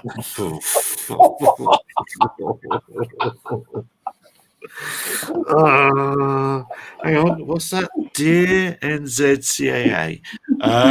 Yeah, I'm just writing any complaints. I want to get an email with all the tools, with everybody on the tools. What a fantastic way of getting loads of email addresses of people that are of his channel subscribers. That's it. I've already sold them to the spammers. I've made money out of this. Yeah, but I mean, it's well, there we are, and YouTube subscribers that can easily be triggered into action. There's all sorts of things you could run with that list. Just thinking about writing an email to CAA and asking them, dear Mr. CAA, can you please forward me your contact lists? And if they say no, we can't, you say, but you have. Has that policy been changed recently? I can't remember. The other Ian got on all sorts of lists and managed to track down how it had happened, and then he complained to the very top person, doesn't he?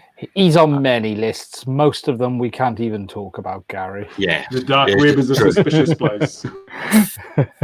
Throw some light on it. All right, we're definitely dropping out into nonsense. So, going once, was Go something. into I just can't think what it was. He does it every He does it every time. Yeah, He it's does Disney it. shut. Every time. I can't remember. No. Catch Ian's live cast if you haven't already. I'm enjoying them very much, Ian. I enjoy this alternative television viewing that I have late at night for me. We should look forward to seeing more where your channel. Oh, which microphone are we being graced with this evening? You're not on the main one. No, you're on the road today because Did you I'm not having notice the sexy overtones the other day? sexy eh? overtones. Ooh. This one isn't set up properly yet. It is, but it isn't. Not for this because this was all a bit rushed tonight. I've got to change how I do this bit now for this. But yeah, I'm waiting on a fat head to come. I need a fat head. Have you heard of plug and play? That's something that works quite well. Yeah, that is attached to that machine, which isn't attached to this machine, and I quickly tossed my laptop on tonight because the basics are I need another monitor. That's the basics of this.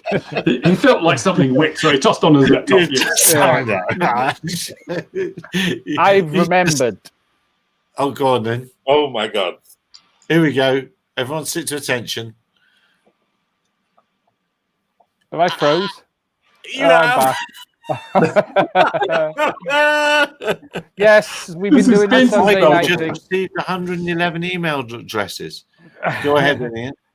Yeah, no, I was just saying, I got to think of something to talk about this week. It was nice to talk about the Vector, actually. I forgot how good a controller that was. It was a nice unit to reminisce on of how different some things are. It's interesting, actually. I've just seen MRO have released a new flight controller. Yeah, I just saw that. Have you seen the price of it? No. It's nearly 200 quid. And I just think in a race market, which it's clearly aimed at, that's going to suffer the same problem the Vector suffered. Who's going to pay that much for it? Yeah, but it does quite a few more things than the $30 controllers from Banggood. Does it though, Louis? Really? Really does it? Does it Look do at the anything sensors. more? Yeah, Look- okay, that's fine. But it's a race controller. Yeah. It's an open body race controller where there are many, even at $60, $70 that are similar. And this is that, and it's a very similar issue to this faced, that how do you price premium hardware in a part of the industry which is heading to rock bottom? Okay, think about the bigger racing drones. Do people trust on something bigger than, say, half a kilo of a racing drone? Yeah. Of those $30 Banggood controllers? I'm not talking about Banggood. I'm talking about a Wing. I'm talking about the 7 Series Wing. It looks a very nice controller. I'm just saying, we've got premium controllers from COAV, Cube, all of the ones that are designed for the bigger aircraft. You know what I mean? And then we've got this and the Pix Racer and others that are designed for the smaller aircraft. But when the price is that high, it gets interesting. Don't get me wrong; they'll sell a few of them, but it's interestingly priced. Yeah, but perhaps you can replace a Pixoc 2 with that, and that's a similar price. Not many applications though. There's no onboard isolation. That's the real. You're having to re-engineer then, aren't you? Do you know what I mean? It's not designed for that area, is it? But it looks a very nice controller. H7. I've just had a quick flick through the specs. So yeah, that's the H7. So forget it. It's that price point. Yes. Well, there we are. and that's that. Yes, man. That's that. Yes. And yes. Mumble, mutter. Let's move on. Mark, were you going to say something? Yeah, Ian, why is your channel so late in the evening? Can you bring Which it out? one? Well, this is the problem we face. Well, we will be going to 9 o'clock. No, we will be moving because this stupid country moves the time, keeps moving the time around. So actually, I will be going to 9 o'clock UK time. because you do that as well, don't you, Gar? Just remind me. What? No, we don't change. We don't change You don't time. change. This change the size. You lot change, then you don't turn up, or you turn up early. Like one or t'other. Yeah. So wait there. What's going to happen with me if I want to keep it at the same time? I'm going to have to do it earlier, aren't I? Because I got to try and work this out now, or I'll be late for my own live stream. The best thing to do is do it GMT. Just do it Yes. GMT, and then that's which is currently 9 o'clock. So we will be moving, Mark, to 9 o'clock No. GMT. Yes, because BST is an hour ahead, isn't it? British Summer Time is an hour ahead. So clocks will go back an hour. So my clocks will go back an hour. So we will be 9 o'clock on a Sunday. And the reason I do it at that time is the same reason I think Gary does his, is because it's about 5 p.m. in the US, isn't it, Gary? And that's the. And then some Australians are up as well, and the occasional Kiwi, and some people on the islands out in the east are up. It's hard to know because you miss out in India and China, don't you? Yeah, but it's impossible to nail a time down. I think. Yeah, really. So it will be going early to 9 o'clock, Mark. It will be going to 9 o'clock, so you can go to bed earlier. Thank you, because I'm training for the next 3 days, and I'm thinking I was up early this morning. I'm looking and going, oh no. Well, I've got to teach people tomorrow. The poor people. My PowerPoint is coming to the guys tomorrow. Right. Now have we had enough to say now? No. Bruce is looking very concerned. I'm worried about Bruce. Go on, Ian. No, I was joking. All right. No, Bruce was looking unhappy there. Which, as we know, is a default setting. Which means he's happy. Yeah, that's normal. We've seen the pictures. We know now. We know that. We know that's the thing. All right, Divya. It could be a new product release. Could be. Well, just to think, we've seen his happy face, we've seen his unhappy face. Let's God hope we never see his sex face. Trust me, Ian, you are unlikely to see that. Unless you subscribe now to my channel on Pornhub. For a small, unless you pay a small fee, exactly as everything for a price, everything for a fee, or anything for a fee. Dear viewers, definitely time to go. Thank you very much indeed for watching, wherever you might be in the world. Be safe, wear a mask, wash your hands, do all those other good things. I will continue trying to do the daily broadcast at 12 GMT or thereabouts, 12 or 1, depending on teaching. Tuesdays and Thursdays it'll be 1. Because I'm teaching, and then otherwise it's 12. They're going quite well, and we'll see you again 2100 GMT next week. And Michael's saying the CIA email is causing quite a stir, so obviously the people have noticed. So no doubt the people will be. Well, they're going to blame Bruce, aren't they? They're going to blame Bruce for it. I have already emailed Mr. Winter, pointing this out and saying that I will be advising every one of those people to file a complaint with the Privacy Commissioner.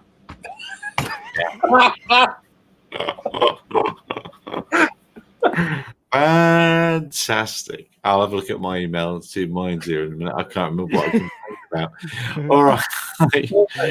Dear viewers, thank you very much. Look after yourself. See you next week. Cheers all. Bye-bye.